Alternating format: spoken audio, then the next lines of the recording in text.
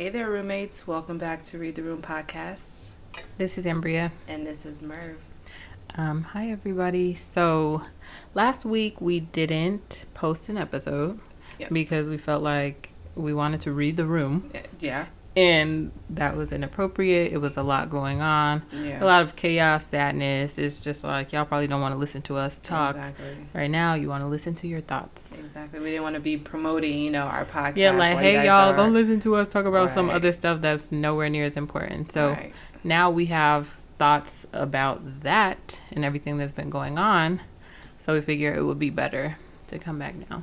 Yeah. So as you guys all know, unfortunately, within the last 2 weeks, there was a big case with George Floyd passing away at the hands of law enforcement over a presumed bad $20 bill. Yeah, and then they say that they don't even know for sure whether it was bad. Right. But that, what is it, Minnesota has a law, or maybe it's Minneapolis has a city ordinance or something, where if someone presents a fraudulent bill, you have to call the police. And then they come and I guess do whatever they do, right, which is a trash law exactly to begin with. But regardless, bad check or not, it ended up with him, being, or his neck being kind of knelt on. Did you watch the video? I was forced to. I wasn't trying to watch it. I was like, it's too much. I've seen it, especially after Ahmaud's. Yeah, that was terrible. Oh, baby, I didn't want to watch anymore. But I was watching the news and they happened to play it. They didn't play the whole thing, but what was it? What channel was it? ABC. I forgot what channel. Okay, because they were showing a little clip thing, and I also was trying not to watch it. But I'm like, I saw the clip, of him saying please, I can't breathe. That is terrible. And you think about it. Okay, so it was how many minutes? 8 to 9 minutes. 8 they say. And 46 seconds. You know how much stuff you can do in that time? A lot. That's half of people's 15-minute break at work. Exactly. That's a long time. Yeah. My issue with, I have a lot of issues with the police, but in this particular instance, my issue with the police is when someone's saying I can't breathe, he's already restrained. Yeah. What's the logic behind putting your knee on someone's neck and keeping it there when they're already restrained? And then they also showed a video before he even was on the ground of them fighting him in the car. Not fighting him, beating him because in the car. He had handcuffs on. So at that point, you're just taking it too far. Yeah, over a fake $20 bill, bro. Are you kidding me? Slide him the 20 and keep it moving. But it's also I don't know. The whole thing is just, there's a lot of little intricacies that make it even more frustrating. For example, the fact that it's rumored that they knew each other. That George Floyd 17 years. Okay, I heard that it wasn't that they knew each other for 17 years, that the officer worked there for 17 years, and that George Floyd worked there for a year. But if I seen you over a year, right, I at least know you, or even if we didn't work the same shifts, whatever the case may be, we would have, we're in the same realm, same vicinity, and the owner, she actually confirmed that they knew each other. So in that case, I feel like if it's in the club, was it even that big to where it couldn't have been that big? You would never see, It couldn't have been that big. So we're not talking stadium size club, It's they're sitting at the table like us at the staff meeting. If you are a police officer by day, you ain't working no big club at night. No. Come on now, especially not in Minnesota. Yeah. So I also saw an interview by the owner of the club saying that the police officer, she has seen him interacting with black people in a bit more stronger way. I mean, doesn't he have 17 complaints against him? He has complaints against him. He shot other people. Right. They were people of color too. Right. Not black people, but people of color. And he clearly was a problem. That's that unconscious bias. Yeah. Or maybe, hell, it might be at this point, after your knee has been on somebody's neck for 8 to 9 minutes, I'm feeling like it's getting a little conscious there. But for the instances in the past, people probably argued that's unconscious bias. But I feel like, I think for him it's definitely conscious bias. At this point, after 2 minutes, 3 minutes, you at the whatever minute mark, what? After I put them cuffs on you, let's go ahead and get out. Let's go to the station and book you. That's what I'm trying to figure out. What was going on in that moment for them to be around for so long to where he can get beat up and then end up dying. Yeah. It's just like, I don't understand police mentality. That's why I always refer to them as stupid. Because I'm dead serious. I don't think police are smart people. Yeah. Because what they do never make any sense. Like, when someone's running away from you, you shoot them because you're scared. How are you scared when someone's running away from you? Yeah. Someone's laying on the ground, restrained. What is the purpose of you putting your knee on their neck? Yeah. 1 + 1 does not equal 2 in these situations. Now, I think they're not smart. I feel like we need to take a deeper look as a society, and I'm seeing articles about some states and some cities that are looking at the police like, are y'all doing your job? Are you serving your purpose? Because I think that a lot of times it's a power thing. Yes. It's an individual who, and I can't typecast every single police officer, right. but I feel like a lot of them have the characteristics of somebody who was a lame before. Talk about it. They didn't have any, I don't know, power, authority. Yeah. They lacked a certain stature. Yeah. But then when they get the badge and they get the uniform, it's like, okay, I'm in control now. Yeah. It's like... And I think people intentionally go that route because they know police are not held to any standard of any sort. That's the thing. You kill someone, it's like, maybe he was scared, maybe, whatever the case may be. They always fear for their life, and I just don't understand. And I think we've discussed this before. For officers to always say that they fear for their life, knowing that if a pedestrian kills a police officer, it's over for them. That's off the head. That's capital murder, right? That's like you right off the bat. Instantly, there's a presumption against you. Yeah. So the average person in their right mind is not about to harm a police officer. Then the next question is, are they in their right mind? If they're not, that's a whole separate thing. But you should know the difference between one and the other, and I feel like they just maximize on the fact that they can say, oh, I was scared. You're the person who's supposed to be upholding the law. You're the person who's enforcing the law, and you're scared. That's what I'm saying. If you're not ready to lay your life on the line, do not become a police officer. Your job title is to serve and to protect. And that comes, unfortunately, with the possibility of dying. And you have to be able to take that on. It does. But you know what? It just, the thought of the fact that the police are supposed to serve and protect. Okay, say I go to the store with a fraudulent $20 bill. Yeah. Who am I harming? Who are you protecting? Just don't give me the stuff. Just don't give me the stuff. Like, are you protecting everybody else in the store? Like, she got a fake 20. Watch out. She's serving fake 20s. Like, you're not protecting anyone. No. At that point, you just overdoing it. Yeah. Like, is it that serious? That's why I think, like, even before it got to the police officers, this whole situation is on Officer Derek, whatever his name is. But it did not need to escalate that far to begin with. That's the thing. When I used to work at Dollar Tree. First of all, everything was $1, so a lot of people weren't stealing up in there. But if someone give me a fake 20, bro, I'm just putting your stuff back. Like, you can leave. I'm not about to ring you up. I'm not about to call the police and do all. I'll probably tell my manager. They'll come out like, sir, you have to leave, or ma'am, you have to leave. But I'm not gonna call the police because you got a fake 20. Girl, I don't care. It's that simple. I don't care. I can't. The thought that there is a law out there that says if somebody presents fake money, call the police. Yeah. That's sick to me. But that is also a symptom of the legal system as we know it. These laws were created by a certain type of people to serve a certain type of people, and the same type of people end up on the other end of it, end up on the receiving end of these made up silly laws. And I can't speak too strongly against the law because I'm supposed to be upholding it.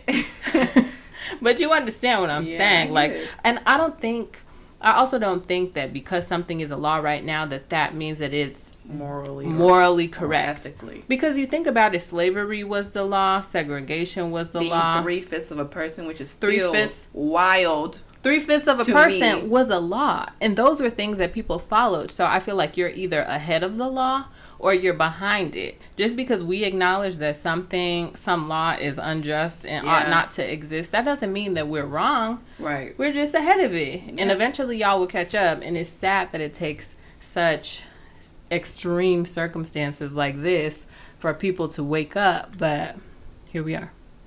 Again.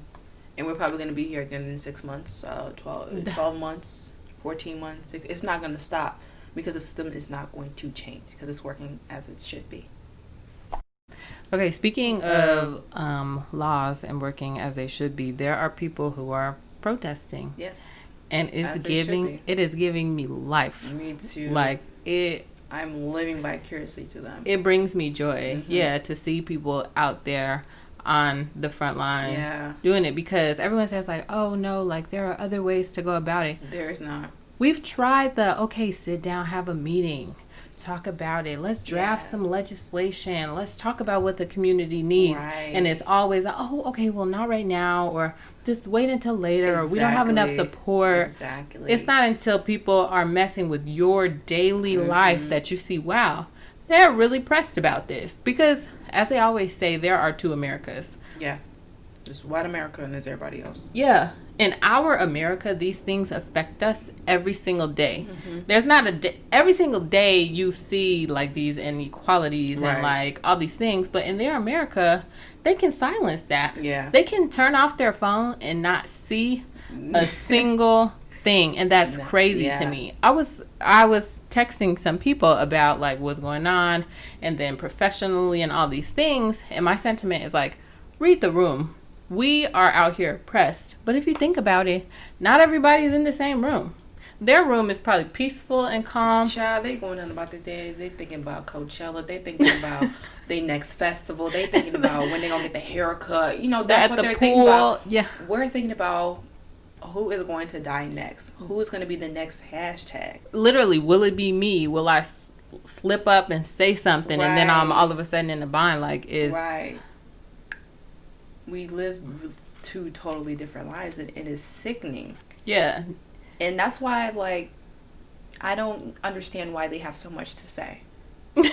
You don't know what's going on this side, so why are you talking? Okay, explain it. You're saying now people are speaking up about, like... against everything that, you know, the Black and sometimes the POC communities are doing as far as the protests are concerned. Oh, you're saying they're mad about the manner. Yeah. Okay. Yeah, they're like you mentioned earlier, they're mad about that. It's like, what? Okay, all of a sudden you have a stance on protesting, on a stance on police, a stance on... Girl, we don't care because your opinions don't matter. Girl, who is asking Clarissa and them like what they think about anything? We don't care. We don't care, ma'am.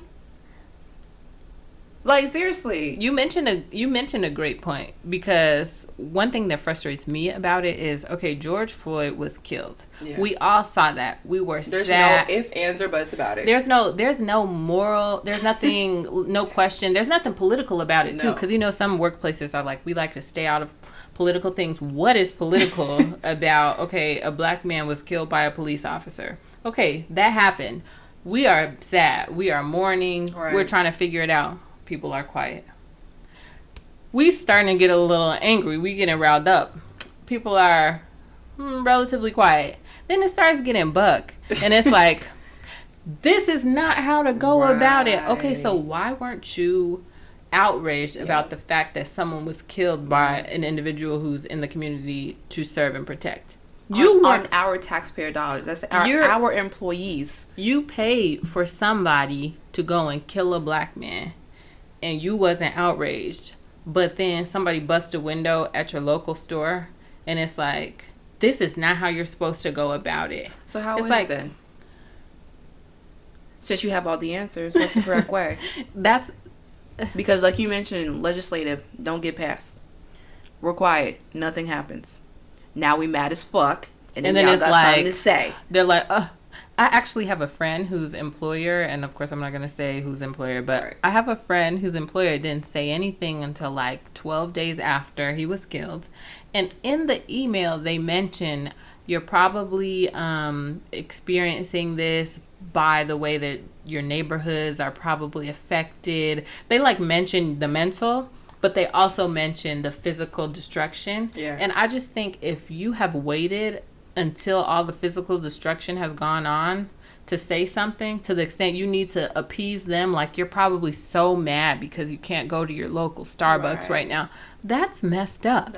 You've missed the mark at that point if you're talking about that. Like, even in such tumultuous times, you found a way to center whiteness in that email about people being upset about police brutality against a black man. You've missed the mark completely. It sounds a lot like how abusers treat their victims. But here we are. We're the oppressed versus the oppressors. It's exactly like that. Manipulation at its finest. Yeah. Then you also find some employers who are kind of itching around it, like the community of color and people of color.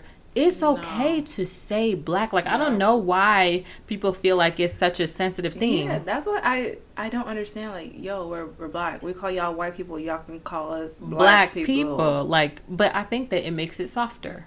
It's like, okay, I know that the community of color is sad right now because that includes Latinos and the Asian community as well. And it's the black people. We're mad. So, and it's affecting our community disproportionately, even in the POC community. Yeah, okay. That they like to put us a part of. Even in that community, we still get the short end of the stick every single time. So it's like, if you're not calling a spade, then get out my face. Yeah, you see, okay, we're in Chicago for any listener who isn't aware.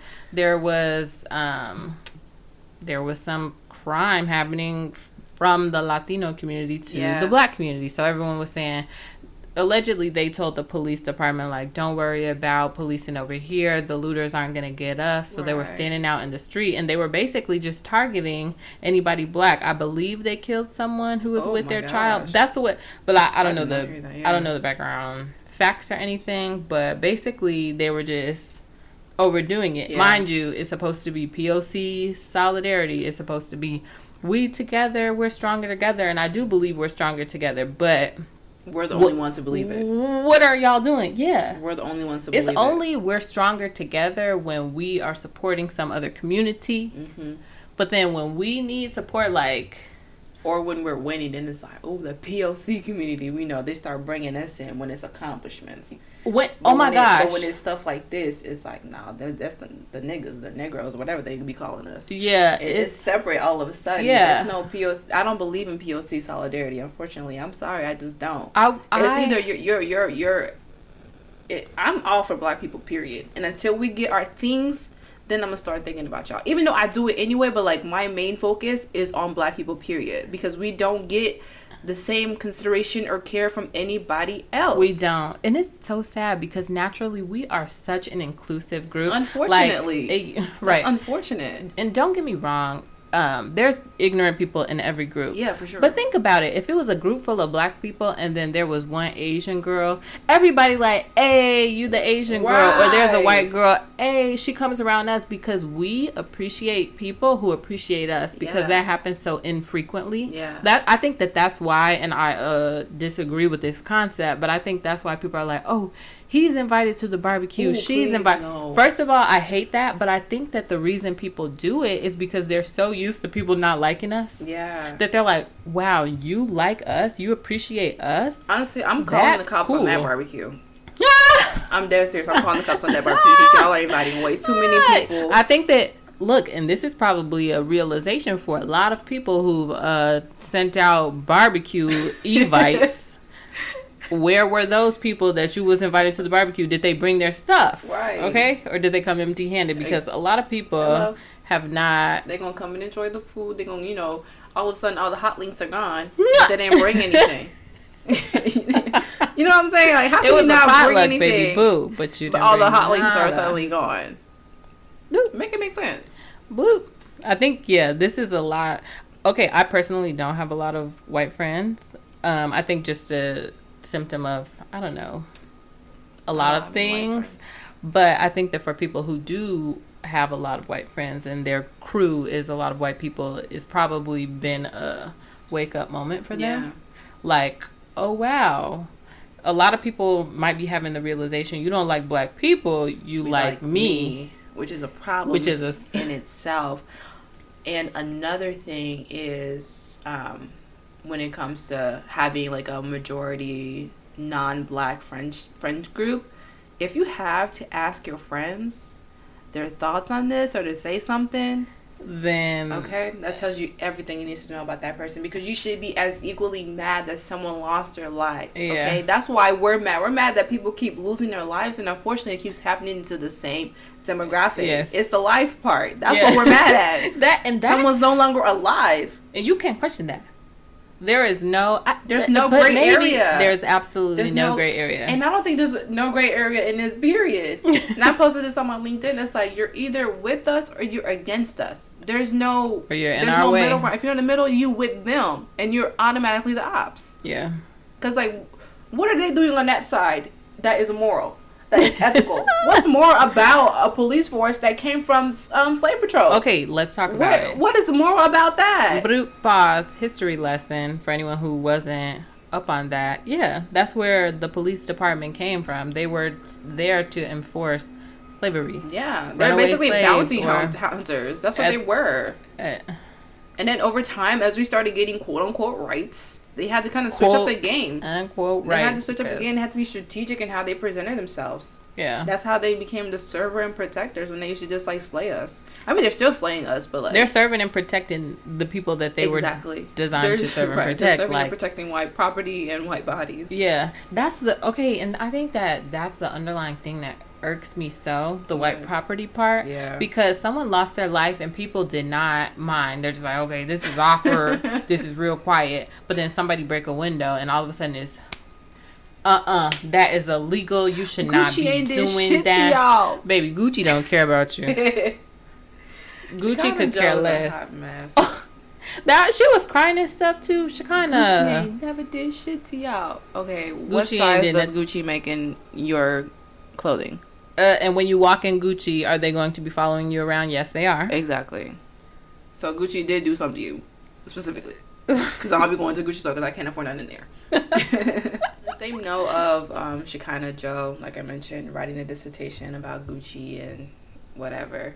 I think it'd be worthwhile to kind of discuss the other celebrities who have been getting canceled or their coon chips activated for the things that they're saying in regards to the protest and, you know, all the looting that's going on right now. Okay, who are some of the ones that you've seen? Desi Banks, for one. He's the guy that does all the comedy on Instagram and Twitter. Yeah, like hood niggas be like X, Y, and Z. And then also B Simone as well. And I like her. Yeah, B Simone as well. But, she okay, they were both saying peaceful protests is their message. Essentially, when they're like, I feel like, first of all, B Simone, hers was like, I'm a Christian woman, and so I'm gonna baby girl, right? And then everybody like, girl, you be yelling about sucking dick up and down Instagram. Yeah. Now all of a sudden you're a Christian woman and you're not gonna. Okay, yeah, she. So that was kind of. That was inconsistent. Yeah, and then when she actually went to a protest, I don't know which one, she was like sitting down and had the camera with her friend, like, thank you for coming with me, and then she was like, woo, let's go, at a protest. Baby girl, you could have stayed home. You didn't have to go. People were just saying, like, we see you. We see what you see. We see how you're moving when things are actually important, when things actually matter. Yeah. And, you know, she got to that $1 million in her bank account. And she was like, y'all need to sit down. This is not the way. I feel like these, like, little celebrities or social media famous people, I think that they have more influence than they do. I think that they feel like if they were someone like Beyonce, right, and was like, hey y'all, like, I think that the best way to go about this was X, Y, and Z. First of all, even if Beyonce say it, we're not here for it, but they think that, okay, let me try and push the people for better, and it's like, just no, we need you to be with us. Yeah, and we need you to open your purse. Okay.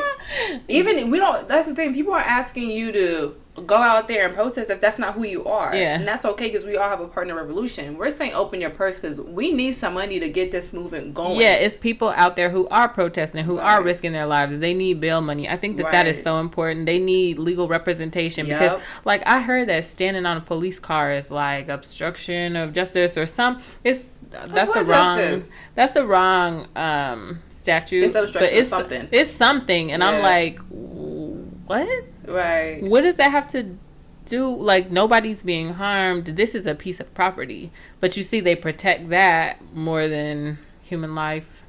And that's why we're here. Yeah, exactly. Because they were all quiet until people started looting, like you mentioned. Yeah. When George Floyd died, a lot of them weren't, like, rushing people to say, were like, R.I.P. It was crickets. The streets were quiet. were silent, and it wasn't until people got upset. Yeah. Because, you know, the first step is, like, sadness, and then you start to get a little irked about it. Like, wait, hold a second.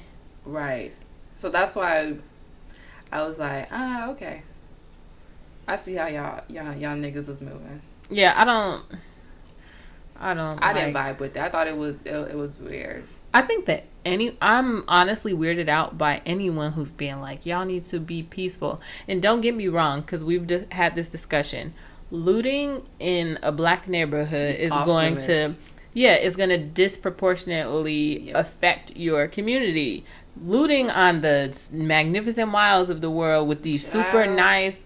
Okay, they don't care about, they don't care about you. They're going to fix their windows. But, okay, say you go to a poor black neighborhood, you loot the local grocery store. It's already a food desert. So now that's boarded up. So now people have to figure out their way to get somewhere else. Like, okay, now you're doing too much. Yeah. But if you want to be heard by these big corporations with a bunch of money, if it takes you busting their windows that they can replace tomorrow, I don't think that that's the worst thing. I don't either. Ever. And I live on the south side, so I saw this happening I actually saw people looting as I was walking home trying to get some food.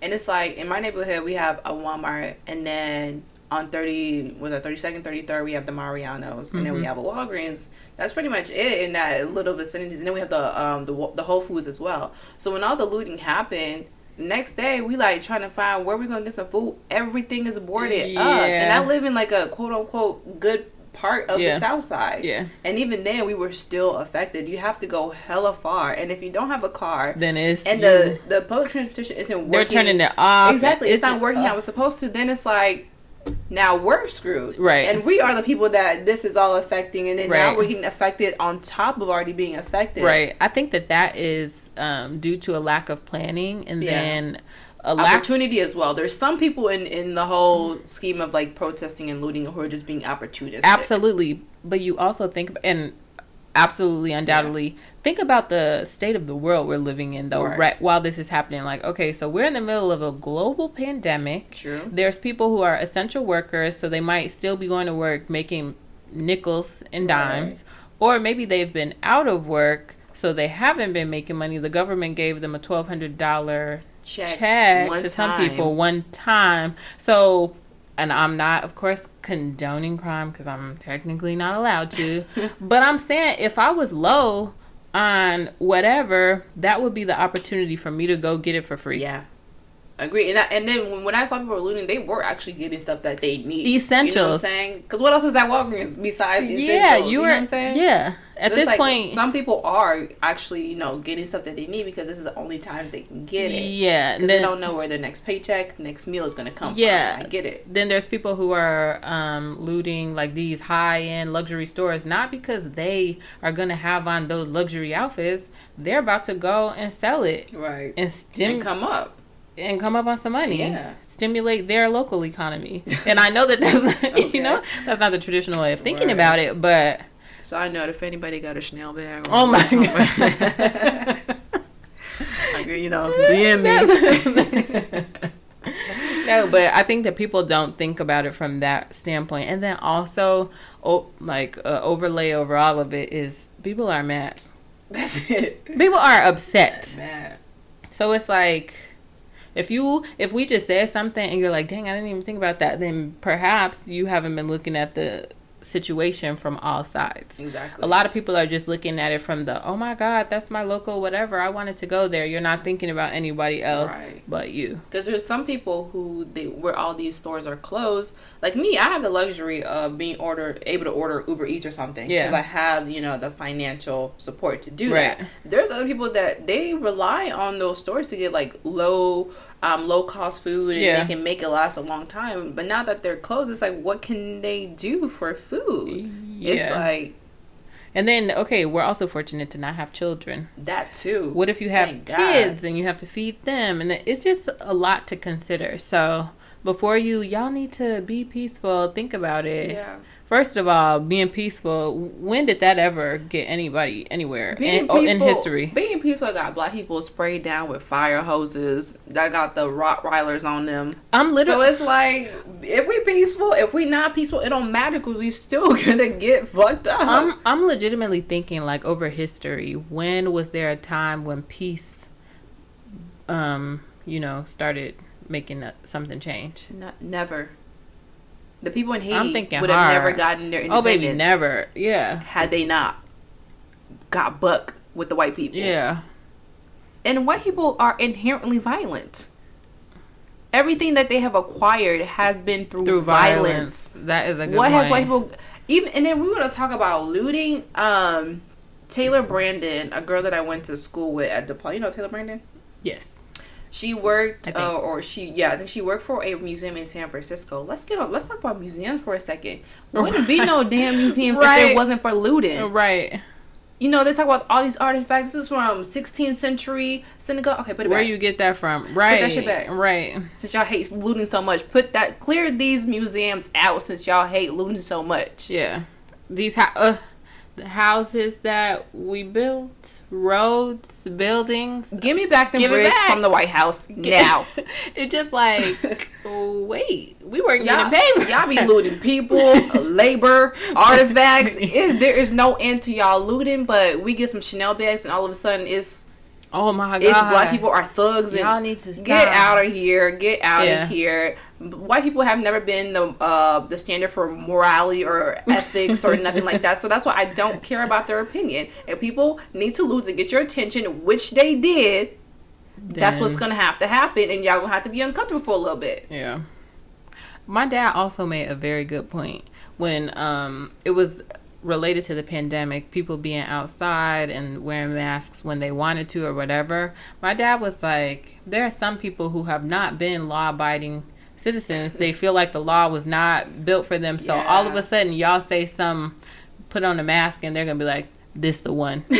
The law wasn't really my thing, but this time I'm going to do exactly what y'all say. Right. And it was a health crisis, so that you have more incentive to listen, but that's the same authority that says all these other things. It's like, Yeah, and it's a disconnect. It also goes to say, speaking on masks, just like 2-3 weeks ago, they was marching on state capitals about opening up their local salons and their local gyms and their local Red Robins.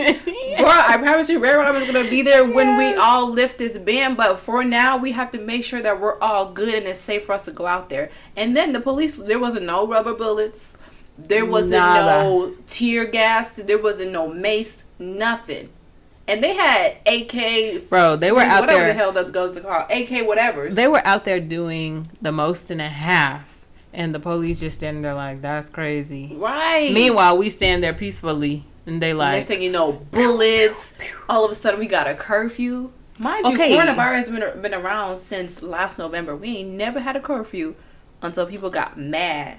Because people were protesting. I feel like that curfew thing is illegal. I think I've seen... And we on Lori Lightfoot here for that shit, too. You up next after we done with this shit. And I just hate... Lori is such a likable little individual. Like, But she be on BS. Just like every other mayor is. You can't trust politicians across the board. Yeah. Thinking of, what's been going on, the reactions we've been seeing, do you think, or do you have a positive outlook on what's next? You like, could you say anything good right now?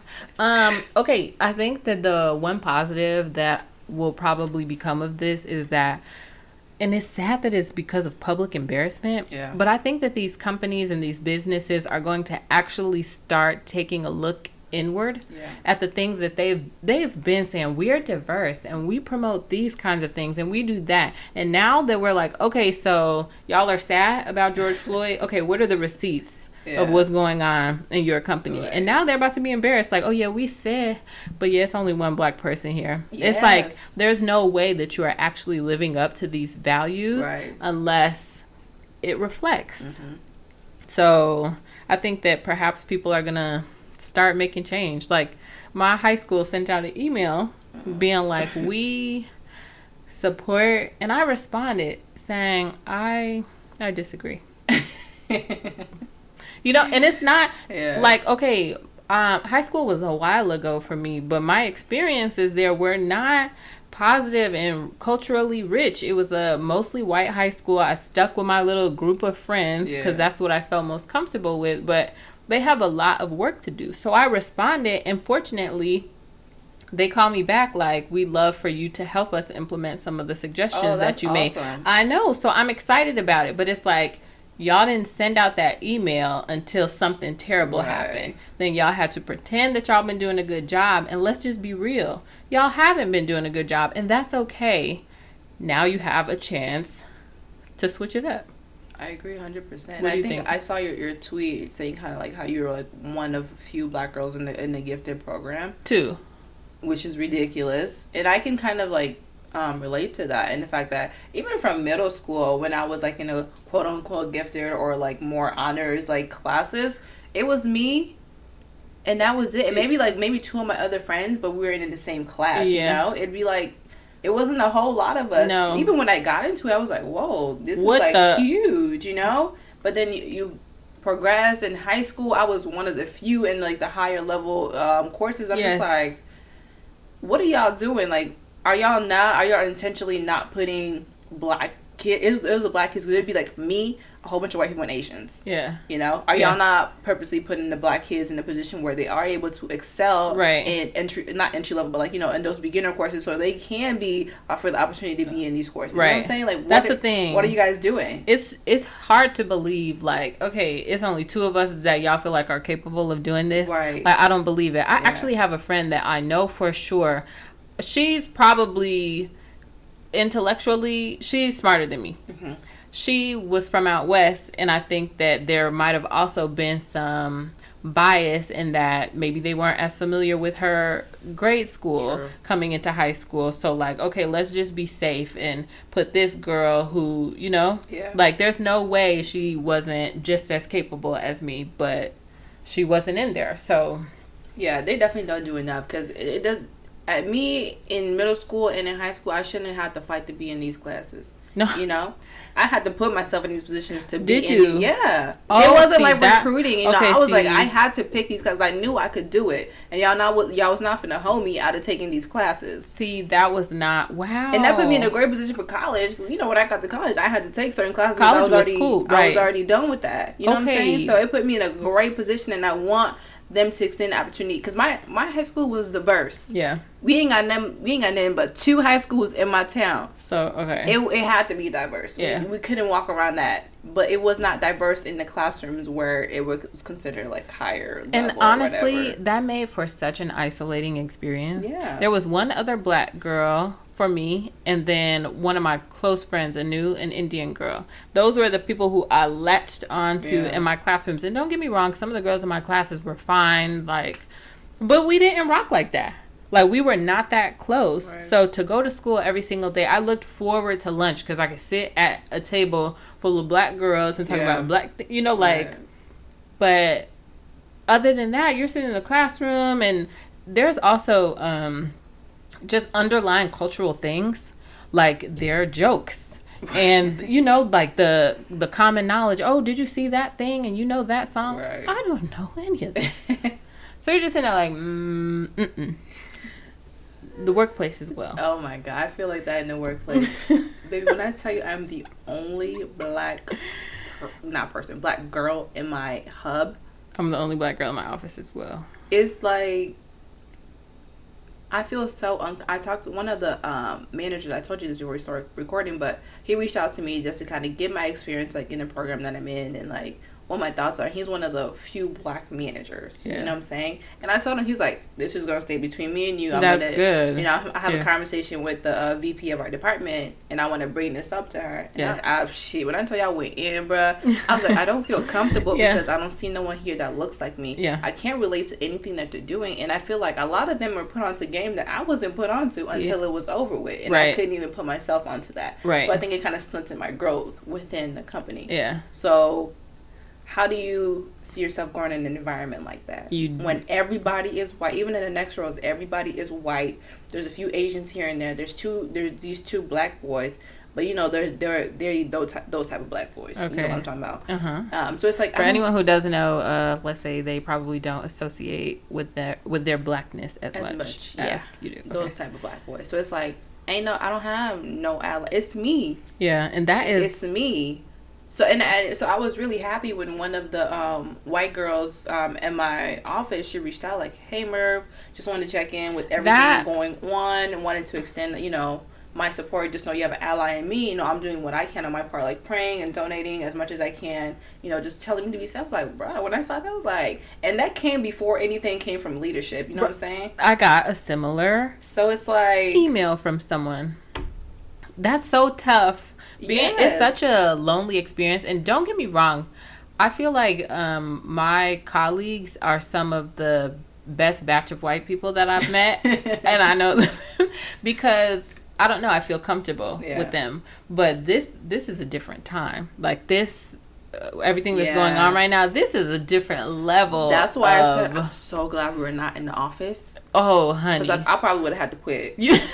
Everybody's like do like nothing's going on, and you sitting there pressed. And I can't even come in. What if I want to come in with a Black Lives Matter shirt? I can't do that because first I'm the only black girl, and it's gonna look odd.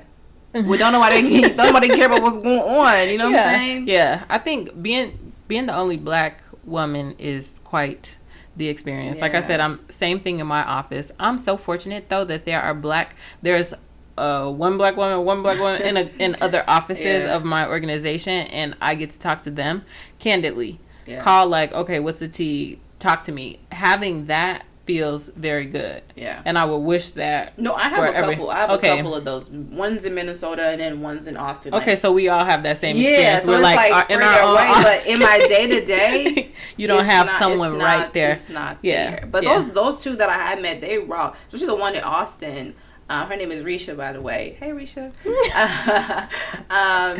She real cool. I had met her at like when we first started. It was like a training or whatever. But like we be interacting on social media. Like she got her stuff. I support her. I got my stuff. She support. That's the type of experience I would want within the office. Yes. You know what I'm saying? Yeah. And I think that everything that's going on will be a push for organizations to start looking at that. Like, okay, something just happened and the black community is sad. Who can we look to? Oh, there's only one person in our office. And then you don't want to overwhelm that one person because sometimes I don't want to talk. Sometimes I don't want to give y'all the answers. Yeah. Sometimes I wish that y'all had the answers. Yeah. I wish that y'all knew how to, That's why I have a hard time giving him that leeway because what's not clicking? What's not being understood? It's such a simple concept. That's what I'm saying. The concept is so simple. It's like, I can't be compassionate with you, be empathetic, because it's such an easy thing to understand. Why are you not understanding it?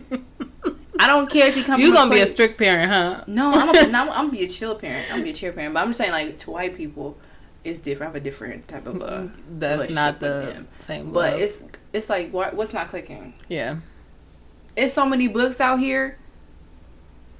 It's so many speakers that came before all of us that's been talking about this. Yeah. Been talking about this. Been on y'all TV shows. What is not clicking? To anybody white, do you know what's not clicking? Literally, what's not clicking? But yeah, as you mentioned earlier, a lot of companies are going to be, forced to come out and be like, but we don't have any white people. And I've seen that actually recently with a lot of the makeup brands.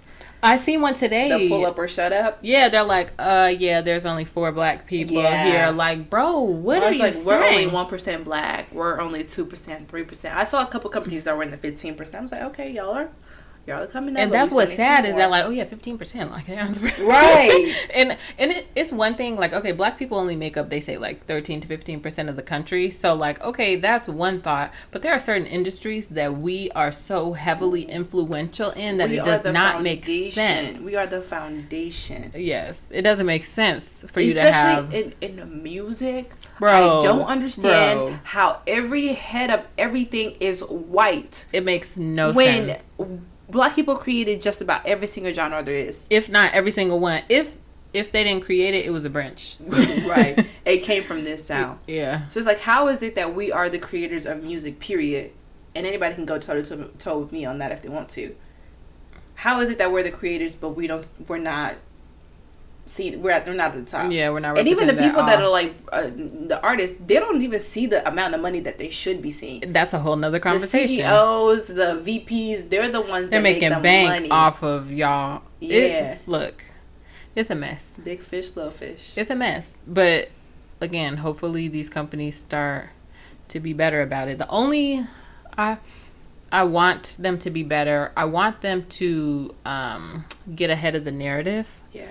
Because if it's like, all right, we just have to post on social media that we only have one black person, then they're going to be hiring, then they're going to hire some black people, then those black people are going to come into an environment full of people who feel like they're not qualified because they got hired after they posted a black box, you know? And that's our experience regardless, honestly. The amount of times, and I tweeted about this today, when someone says, how did you get this job?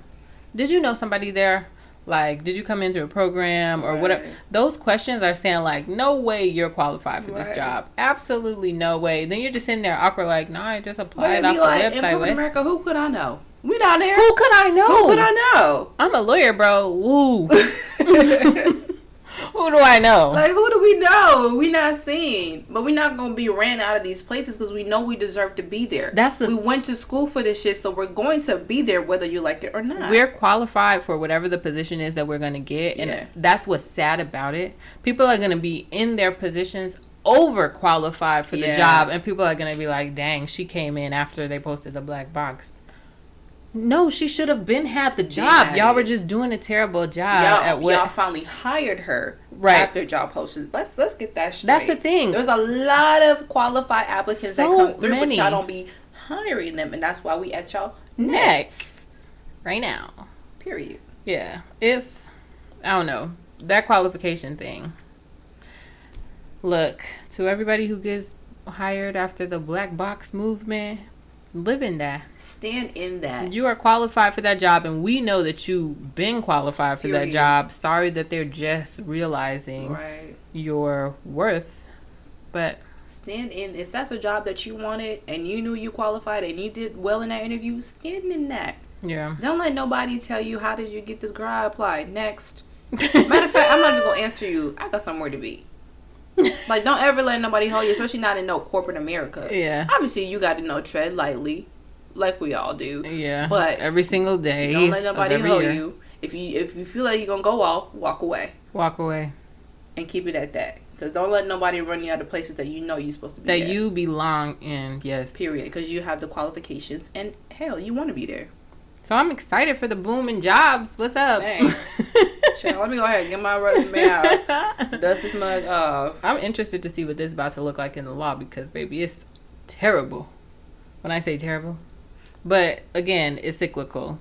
To get into law school, where did you go to undergrad? You had to have gone to undergrad, first of all. Then where you went to undergrad is based on where did you go to high school? And did you do good there? It's just so many problems. Let me just shut up for today. I like that. Out of all of this is like there people are finally putting respect on black businesses and black organizations because like y'all are being forced to see us. We've been here, we've been doing our part. It's y'all that are in our ways. Yes. So if you're not going to pull up, you need to shut up and get out of our ways and let us do what we gotta do. Yes.